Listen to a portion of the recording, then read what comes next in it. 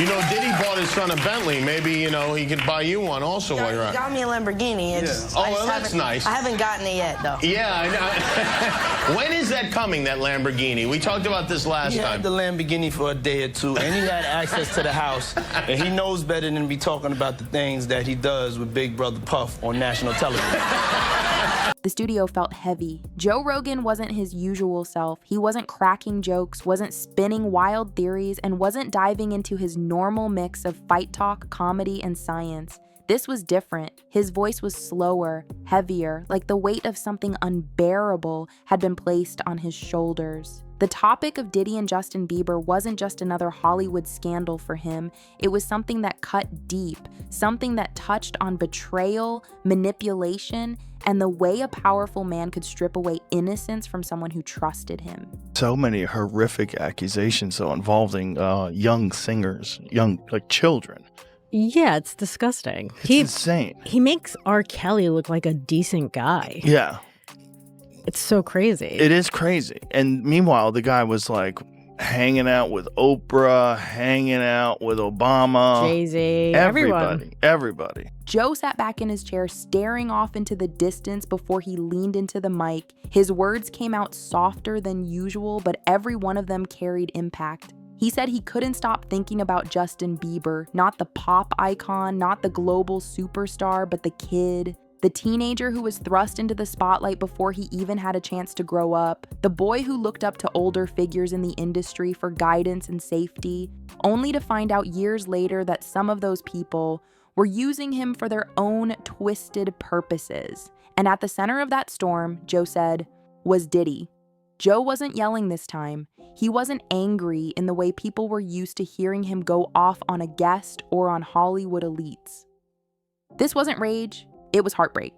He talked about how every time he saw old footage of Justin at 15, laughing, smiling, singing on stage with bright eyes, he couldn't help but think about the shadows behind the camera, the deals being made, the doors closing, the manipulation happening right under everyone's nose. So check this out, yo. Justin, you ever seen the movie 48 Hours? Right now, he's having 48 hours with Diddy, him and his boy.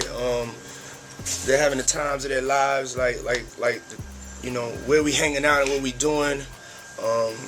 We can't really disclose, but it's definitely a 15-year-old's dream.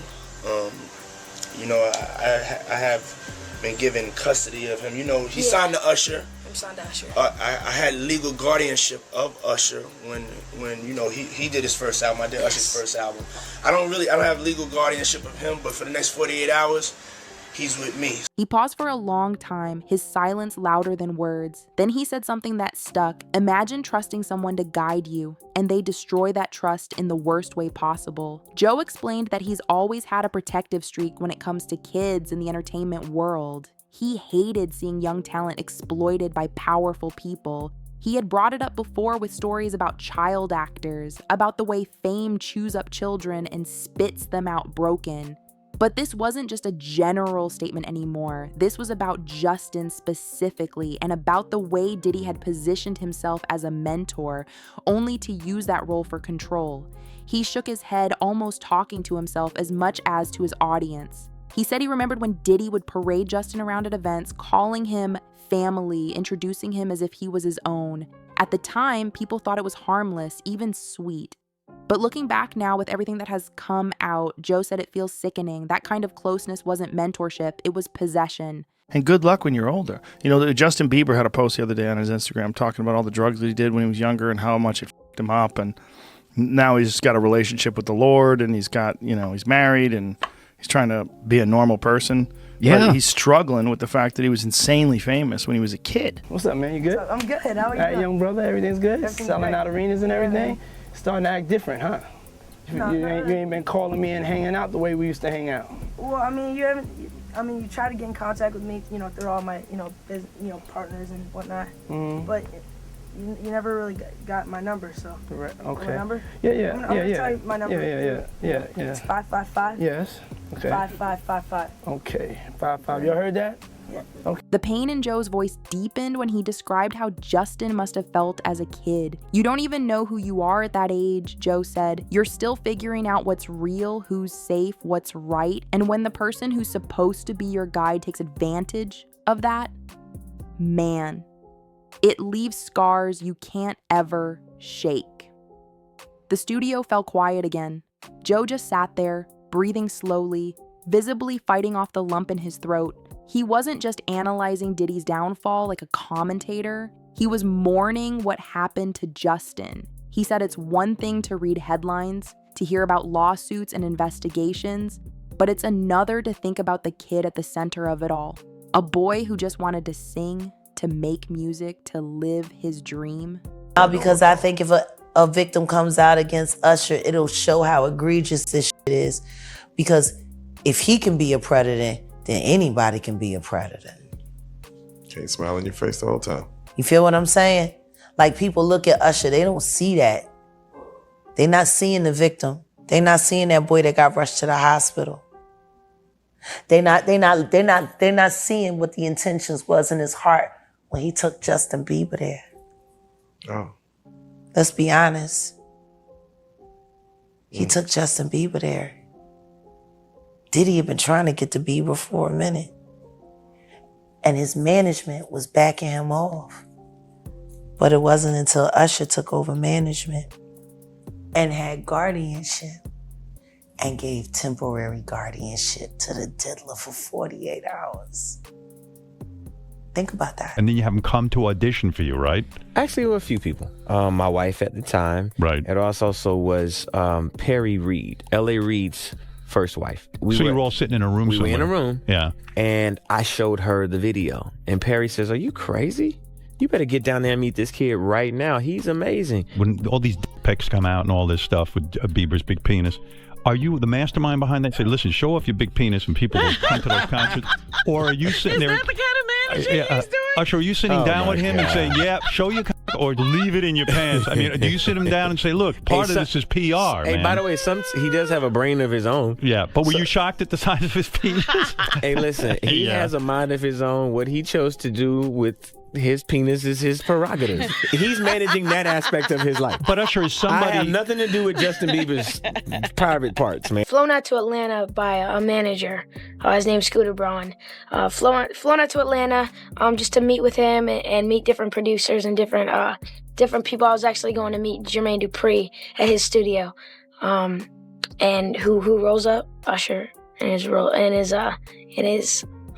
Rover. Joe said that no amount of money, no career milestones, no chart-topping singles can erase what Diddy did to him. Fame doesn't protect you from betrayal, it makes you more vulnerable to it. And in that moment, Joe's sadness wasn't just for Justin, it was for every kid who ever looked up to someone powerful and got crushed in return. Joe leaned forward into the microphone, his expression tight, almost pained. He spoke about how difficult it was for him to process the idea that people in positions of power could look at a young teenager like Justin and see not a child to protect, but an opportunity to exploit. He said the more he thought about it, the more it made him feel sick. It wasn't just about fame, money, or status. It was about control, about taking advantage of someone who trusted you when they didn't know any better. Joe reflected on how Hollywood has always been a dangerous place for young stars, but in Justin's case, it was different. He explained that Justin's entire world was built around the adults who claimed to have his best interests at heart. Diddy presented himself as one of those adults. He presented himself as a mentor, someone who would help Justin navigate fame, but instead of giving him wisdom or protection, he gave him trauma. Joe shook his head as he described how that betrayal stays with a person forever. You think I could book that for like the weekend of the 14th when the soundtrack comes out? If so, bump somebody. All right, thanks. All right, love you, man. Bye. I got my MTV out. Savage! I'm a savage! Oh! I'm a savage! Whatever I want, I'm going to get! Whatever I want, I have to get! What's going on with you guys? Are you working together? I'm not. I mean, I think that we we've become friends in a strange way, you know. Like Robin Big. Yeah, it's like exactly. I'm big and you're Robin. Yeah. No, I mean, to a lot of us, he's like a little brother. You know what I'm saying? He's not afraid to call and ask for advice. He's somebody that, in the industry-wise, the record industry is a strong family, and he's somebody that, you know, we definitely have our arms around, and we want to protect him because he's such genuinely a nice person besides his talent. You know what I'm saying? He's one of the greatest kids that you could ever know. Months ago, I was really struggling mentally and emotionally, and just there were so many things that were adding up, and I wasn't able to enjoy any of the things that I own. That stuff's not going to matter to you. None of the actual things did anything because I was so hurt and I was so confused and I was so sick and there was all these things, and I was like, I can't, you know, there's like, you just can't, like you said, you can't enjoy the actual physical, tangible, like, things that money offers, right? He then turned his thoughts toward what it must have been like for Justin to grow up and finally recognize the truth. Joe said, imagine looking back at your teenage years and realizing the person you thought was guiding you was actually manipulating you. That realization doesn't just hurt, it shatters you. He explained how Justin's struggles in his 20s, the breakdowns, the erratic behavior, the moments when he looked lost, suddenly made sense when viewed through this darker lens. The public mocked him back then, calling him spoiled or immature, but Joe pointed out that behind those headlines was a young man trying to carry pain that no one should have to endure. The sadness in Joe's voice grew as he talked about how Justin kept trying to put on a brave face. He said there were times when Justin would appear in interviews, smiling, joking, pretending to be fine, but if you looked closely, you could see it. The cracks, the exhaustion, the unspoken weight. Joe said he can't help but feel angry at himself and others in the media for not recognizing the signs sooner, for laughing at Justin's bad boy image when really, he was just crying out for help. The you of then was on a path of self-destruction. Oh, for sure. Yeah, I would have, for sure, 100%. Yeah. It would have been no bueno. It was bad. I don't know if I'd be alive, for sure. It was dark. So I'm very, very grateful to have influences in my life that have played a huge part in me seeing their relationship with Jesus and their relationship with their wives and their relationship with their kids and saying that's what I want. But I want to definitely tell my story so that if that resonates to anybody, that they can hopefully, but yeah, just protecting those moments because people take for granted encounters. And we had seen these videos of Justin Bieber being handed over to him at age 15. Great job. And for his weekend with Diddy camp. I mean, we don't know, but it certainly looks like Justin Bieber is still suffering the fallout from whatever happened to him as he was coming up the ranks of the music world. It really doesn't seem worth it. I mean, I'd love to hear more from his camp about what's real, because it's clear he's suffering. We just don't know from what. And what mother out there would give her 15-year-old boy over to a grown man who's in the rap industry for a weekend with Diddy camp without other adult supervision? Then Joe brought up something even heavier. He asked his listeners to think about how isolating it must have been for Justin. Who could he turn to? Who would believe him? Diddy wasn't just some random figure. He was one of the most powerful names in music. Speaking against him would have felt impossible. Joe's voice broke slightly as he said, "That's the part that kills me." That kid probably thought he had no one to stand up for him, no one who could pull him out of that environment. And that kind of loneliness, it's brutal. It destroys your spirit.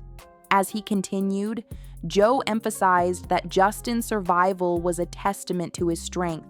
He acknowledged how hard it must have been for Justin to rebuild his life, to marry, to settle down, and to try and find peace after everything. But even now, Joe said, the shadows of what Diddy did linger. They don't disappear. They echo in ways most people can't see. He paused again and you could hear him breathe into the mic, like he was searching for the right words. Finally, he said, I think about Justin at 15, wide-eyed, chasing his dream, and then I think about Diddy, this grown man pretending to be a protector while he was really the opposite. And it breaks my heart. It breaks my heart because it's not just Justin's story, it's a pattern. A system that lets guys like Diddy thrive at the expense of kids who don't know any better.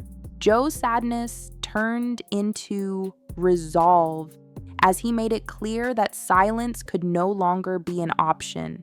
He said the truth needs to be told, no matter how uncomfortable it is, because if people don't speak up, more young stars will get trapped the way Justin did. And he made one thing perfectly clear: Diddy will never be remembered as a legend. He'll be remembered for what he did to that kid, and that should haunt him forever.